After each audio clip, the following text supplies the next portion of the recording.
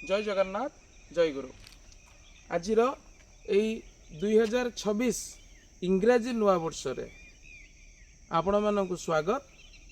आज इंग्राजी नुआ वर्ष हिसाब रे वर्षर यह प्रथम दिन। सही वर्षर प्रथम दिन रे मु गोटे छोटिया वार्ता आपण मानक दबाक चाहूँगी।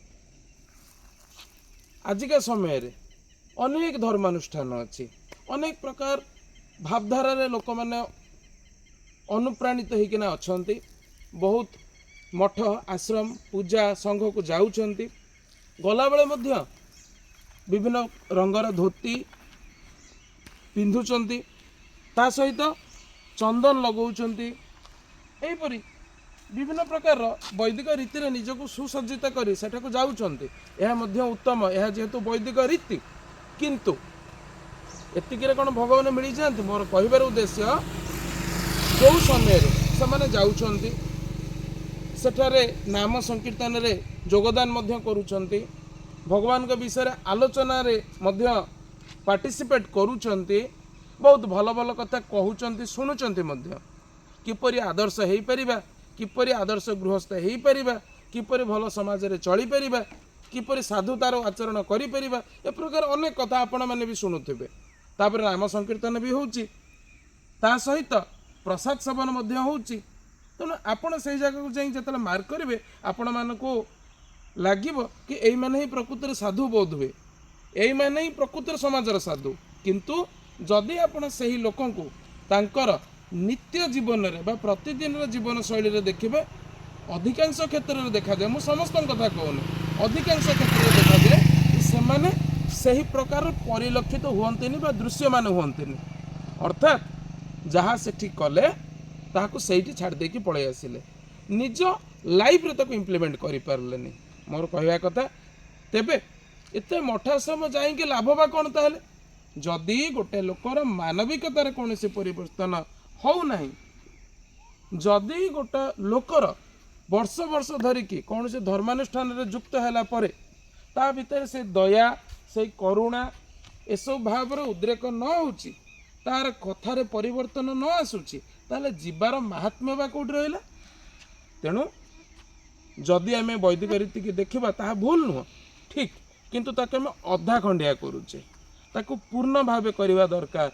जहाँकि कलिजुगे आजिकार समय रे अनेक साधु सन्त अनेक महापुरुष जप करने उपर इम्पोर्टेंस दौरान, ध्यान करने उपर इम्पोर्टेंस दौरान। जार प्रथम अवस्था रे जन को केवल नाम करने कहुए, किंतु जेतबेले जने भगवानकर महात्म्य निज जीवन उद्देश्य ठीक से बुझिबो, सेतबेले ताकू अन प्रोसीजर बा वैदिक रीति रे प्रकृत धारा रे से सब जिनत जदि जने ठीक ठीक से करि पारे, ताहले तार मानसिकतार अवश्य परिवर्तन आसीबो, अवश्य से स्थिर होई आसीबो धीरे धीरे। तेणु यह ही मोर वक्ता, जदि करिबा भल भाव करिबा आध्यात्मिक राज्य रे आमर कार्य प्रथम अवस्था हुए तो आम कि चेष्टा करूँ, भूल हो पारे, किंतु जदि वर्ष वर्ष धरिकी आम गोटे धर्मानुष्ठान युक्त है आमर स्वभाव रे किसी परिवर्तन न आसूची, तो मैंने जानिया को पड़ो आम धर्मानुष्ठान युक्त हो सत्य, किंतु प्रकृत भाव रे प्रकृत धारा रे आम करूनु। जेपरी गोटे छोटे उदाहरण देवी, आपण रोग होइछि, गोटे थंडाटे होइछि, आपण कौन कले ना किसी गोटे यूट्यूब देखीदे, गूगल रे सर्च करदे, किसी गोटे मेडिसिन आनिकी खाईदे, कमिलानी। पुणी तापर आ गोटे किसी देखिकी कौट कौन पचारि खाईदे, तथापि कमिलानी। तापर आपण डॉक्टर पाखु गले, पचारला पर आपण से मेडिसिन टाको आउ थे खाऊंती, किंतु सेतले आपणकर भल हो जाउछि। कहिबार तात्पर्य प्रॉपर गाइडेंस रे आपण करबा दरकार। तेणु प्रॉपर गाइडेंस रे आपण कले जिनस काम ही देई था, नहले जेपरी जन साधु कहते गंगारे स्नान करी जदि प्रकृत मुक्ति हो जाता ताले गंगारे थिबा एते जलचर जीव कहीं सेमाने तो मुक्त हो जाते तेबे। तेणु जो पर्यंत मनर शुद्धता न आसी से पर्यंत केवल मात्र आनुष्ठानिक भाव कौन से धर्मानुष्ठान लिप्त रहिले कौन बा लाभ होता है। तार अर्थ यह नुहे जे आम लिप्त हबानी, लिप्त हवा धर्मानुष्ठान लिप्त हवा यह निहाती आवश्यक किंतु ता सहित निजर प्रकृत आवश्यकता कौन कहीं आम से राज्य को जाइए सेटा बुझा भी प्रथम आवश्यक।